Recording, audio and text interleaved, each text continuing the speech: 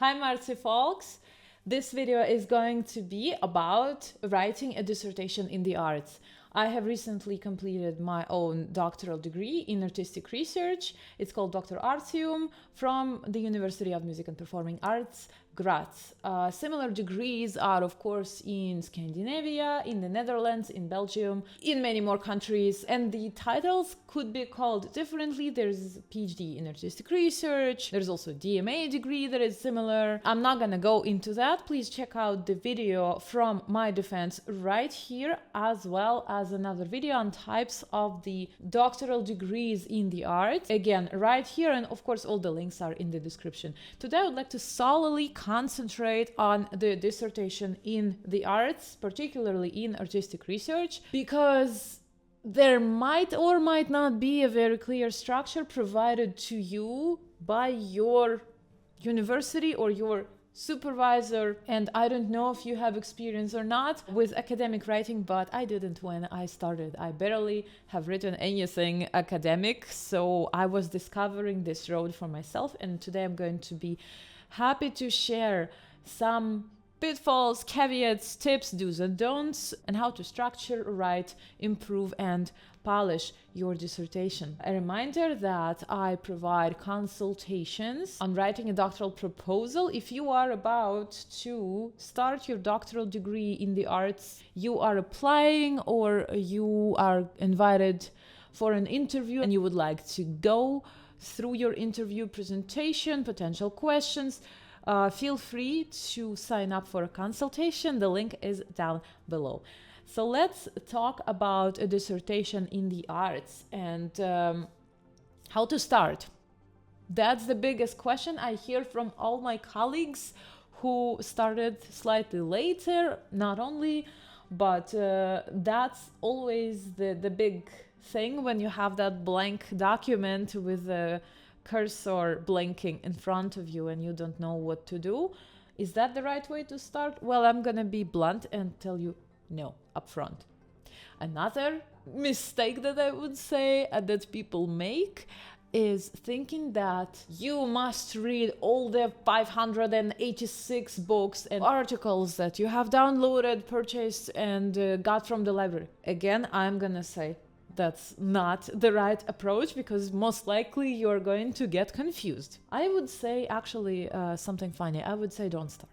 Because when we make something so official that, okay, we're starting, the brain really gets anxious, most likely, at least for most of the people. And that blinking cursor on the white page is not very comforting. I will tell you what I did, and I suggest this at least for artists, because our brains work differently from most of the people on the planet somehow. Don't worry about starting, but watch your artistic process. If your dissertation is in artistic research, you have to argue through your practice. That's the point. I made videos on artistic research and what it is. If you don't know, the links are up here as well as down below. Don't start. Just do something. And it can work very differently for some people. For example, I just took notes in the musical score, or I took notes on in a notebook, on a sheet of paper, in my note-taking app on the phone. It doesn't matter. Whatever is the most convenient way. Some people hate writing with a pen. Some people love it. Whatever works for you, pick your medium and start taking notes. Your impressions from your solo work, from your collaboration, whatever it is that you are doing, jot down maybe lists. Maybe draw a mind map. Maybe you are a mind map person. Maybe you're a visual person. Or maybe you love voice messages. Some people adore this method. I am not a voice message person. I do not take voice memos and listen back to them myself. But I know that some people find it super helpful. So voice memos, that's another thing. Maybe a table. Maybe you like categorizing things in columns, lists, and tags. Then there could be an app that helps you do that, or you like drawing that on a huge sheet of paper. So please do not start. It's gonna make it easier for you. Just do something. Take notes, use colors if you need to, use fonts if you need to, do whatever works for you. Maybe you love colored stickers. Amazing. Maybe you love this washi tape. I don't know. Get creative, but make it in a way that's gonna work for you, that's gonna be something you wanna return to and work with afterwards. And I suggest do that for every breakthrough, every milestone, or things that you did not opt for, and take some notes explaining why, because you might need that in the future in a different stage. So just collect your own reflections in a various form of, I'm gonna call it note-taking, but you know that it's actually more than just note-taking. I just explained all these various methods and you might want to invent your own. Maybe I forgot something on the way. Those are different pieces of the puzzle that you're gonna be putting together later on. Please do not stress immediately if the puzzle doesn't fit from the beginning. That's fine.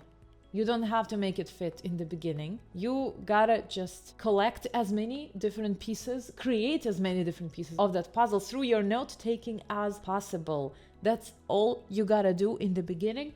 I would say maybe during the first at least couple of years, definitely during the first year. So do not be stressed about not having written anything in the first year. I think it's absolutely fine because you're still figuring things out for yourself. By the way, a video about my own experience working on my doctoral degree is up here, where I talk about my own process and what I did during every year of my work. It took me 5 years plus 1 year to prepare. So 6 in total, I would say. One more thing is, please be ready that some material, maybe a lot of the material that you collect, as well as your own notes and reflections, as well as maybe some articles, some books, some excerpts, in the end, they might not all go into your dissertation, and that's absolutely okay. You are most likely going to have much more stuff than you need.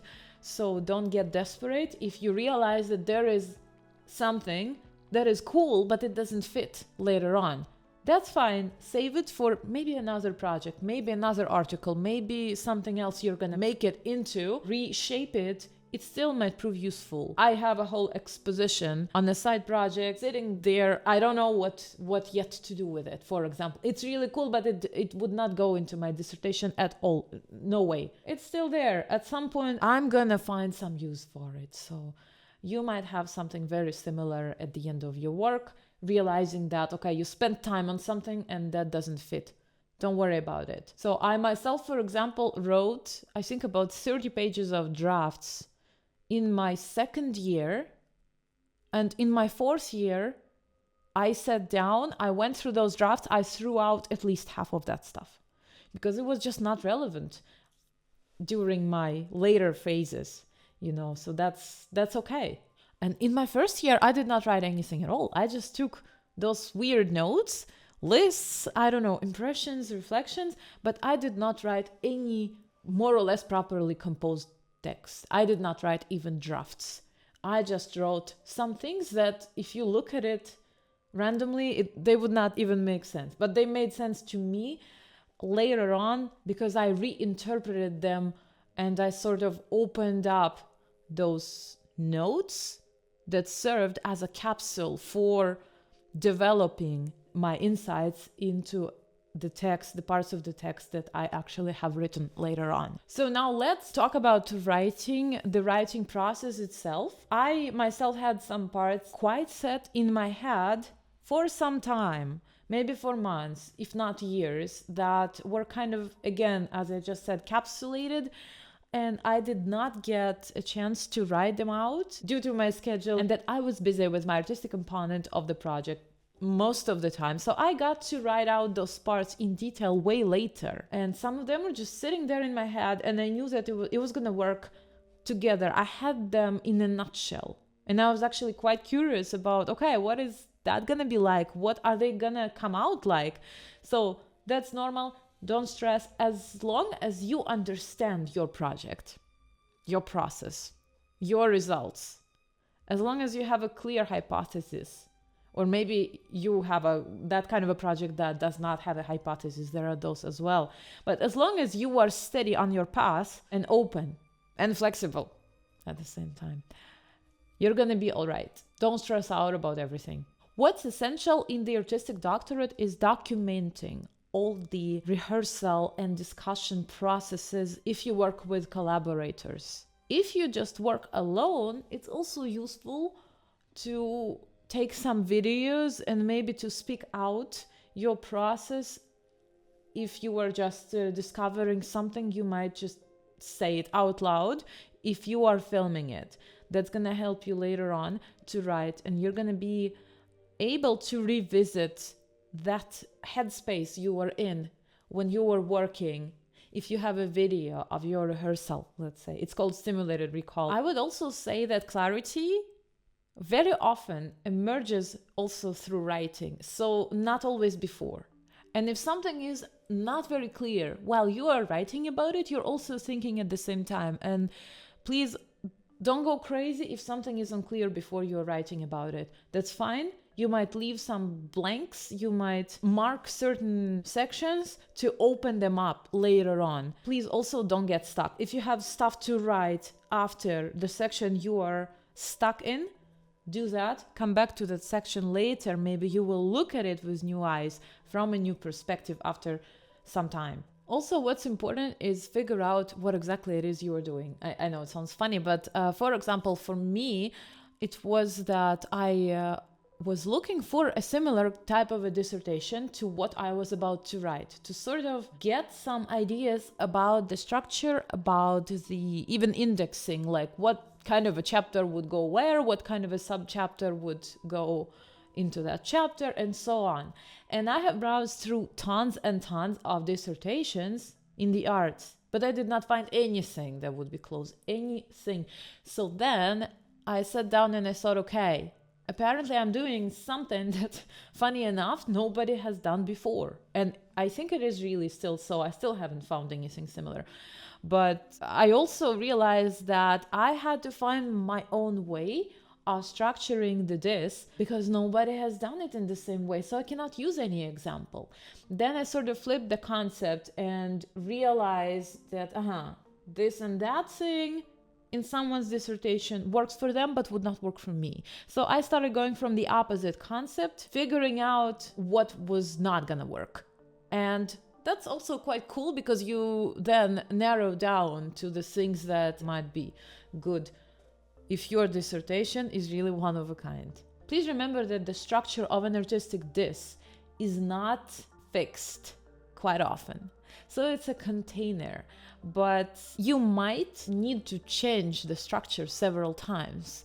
And I spent quite a lot of time with mine.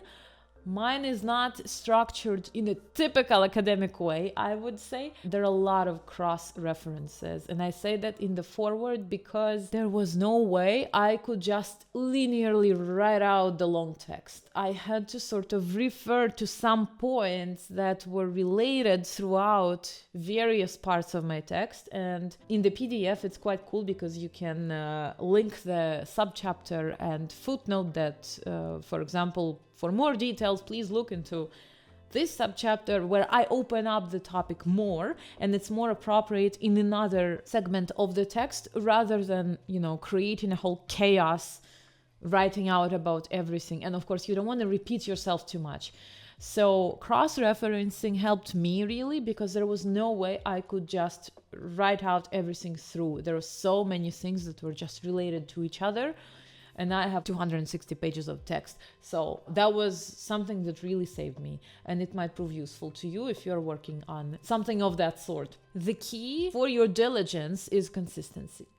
Because we don't want to do that every day, but we have to write. And when we have to do that, if you are in that phase, by the way, write that in the comments right now. All my support goes to you. We have to learn to switch our emotions off. Because you sometimes wake up in the morning and you really, really, really detest the process. You don't want to go back to it, especially if you finished very late the night before, but you have to. So for that, unfortunately, it's not very healthy, but you have to sort of switch off what you don't want to do and just bring your body into your workspace, open your file and continue. And well, if you are in the arts, you know that because that's how we work. We don't want to practice every day for many hours, but we have to, because there is no other way it's just gonna work, right? So, of course, planning is essential. You need to be very clear about your time frame, different goals for different phases, internal deadlines, milestones, and allowing extra time. Please never work into the deadline. If you have your submission date, you have to aim to be done way before. One more important point, not point, but important people actually, are your supervisors and advisors. I'm gonna say something nasty, but it's true. They're gonna screw up your timeline. Well, most of the supervisors also have their own lives, personal lives, professional lives. So if you plan for them to look at your text at some point, it doesn't mean that they will be able to do it at that point, because they might be able only to do it 2 months later, for example. So please, first of all, speak to them, articulate clearly when you're gonna send them what and how busy they're gonna be at that time, whether they could allocate some time to work with your material, and when you need their feedback by, and don't tell them the real deadline. Tell them a false deadline that comes prior to your real deadline, because you probably will end up waiting maybe a lot of extra time. So account for that. Okay, so let's move to the technical part. It's very obvious, but let me say it straight ahead. Check your university's guidelines. Now this is where it gets funny. Make sure that you really check the latest version. I was working with my university guidelines file for years, and then a few days before the submission, I am just finding out that there is a new updated version from something like a few months prior or a year prior that I just really did not think about to double check that it came out. I worked with a file that existed there when I started my degree, and I just kept referring to it. Not so much changed, but some of the things kind of got updated. So just make sure that you really have the latest version of the guidelines file from your university before you, like way before you submit. Don't be like me. For the citations, footnotes, references, do yourself a favor and use a software that helps you integrate all that stuff and write the bibliography. I myself use Zotero. I worked in Google Docs, as Zotero only works with Google Docs, Microsoft Office, and I think one more thing, something like OpenOffice, maybe. But I do not work, or LibreOffice, I don't remember. I do not work with anything. I work in Pages, but it does not work with Pages. So I had to transfer to Google Docs, as I do not work with Microsoft Office, neither I work with the Libre or OpenOffice. So that was my choice. There are some life hacks, tips and tricks. I'm not going to go into the details a lot right now, but just one warning. When your file grows, and if you work in Google Docs, I don't know about the others, you might encounter a huge lagging issue. Once I lost a day, like, I don't know, maybe 8 hours or so, because of citations being broken or something, because of my integration between Zotero and Google Docs being broken. Anyway, the key to that was removing the bibliography for the time being, because when the file grows and it's about something like 200 pages long or so, it becomes really difficult for Zotero to update the bibliography every time. If you have that already at the end and you have it all set, and Zotero just keeps refreshing that for you with every single new reference or an edit to a reference that you make, it might get really heavy and start being slow, frozen, lagging. You don't want any of that. Please save yourself some time, remove that bibliography. It's gonna still have that in the software, and you can later on, at the very end, before the submission, paste that bibliography at the end of your dis.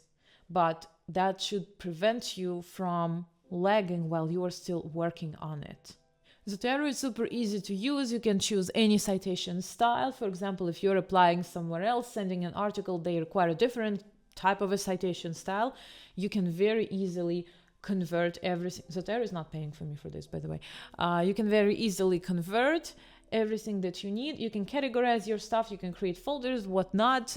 You can play around with it. I remember it was one of the best days of my life, of my doctoral life, when I discovered that in one of the classes that we have done at school. So yeah, Zotero generates and updates, refreshes your bibliography at the end of the document where you allocate it. That's a very cool thing because you don't have to worry about anything anymore, anything written incorrectly or anything of that sort, since you just fill out the fields and it just does the job for you. Another tip, index everything from the beginning. If you don't know what I'm talking about, it's pretty much setting up the index pages, the table of contents in the beginning of your document. So you have all your headings, subheadings, chapters, subchapters, and all that stuff. It's gonna put the page numbers for you, and then you can easily go between those parts, those different subchapters of the document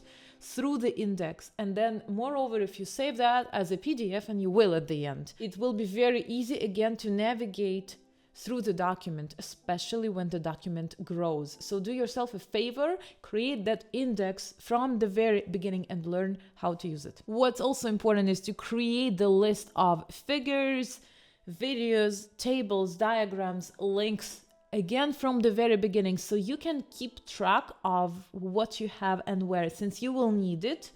And there are various add-ons, extensions that you can add. If you are in Google Docs, for example, like me, you can look for an extension that helps you do that. You can search on YouTube. I'm not really an expert in that, so I'm not gonna suggest much, but you can install all the things that you need into the Google Doc, because Google Docs itself is quite a basic thing, but you can add on more and more things that you really would use for your work. When you get to finalizing, preparing to print, of course, double check the layout, double check all the page numbers and where exactly they are. So if they're in the middle of the page, that's probably the best, just so you don't end up having the page numbers in weird corners, like the inward corners or something.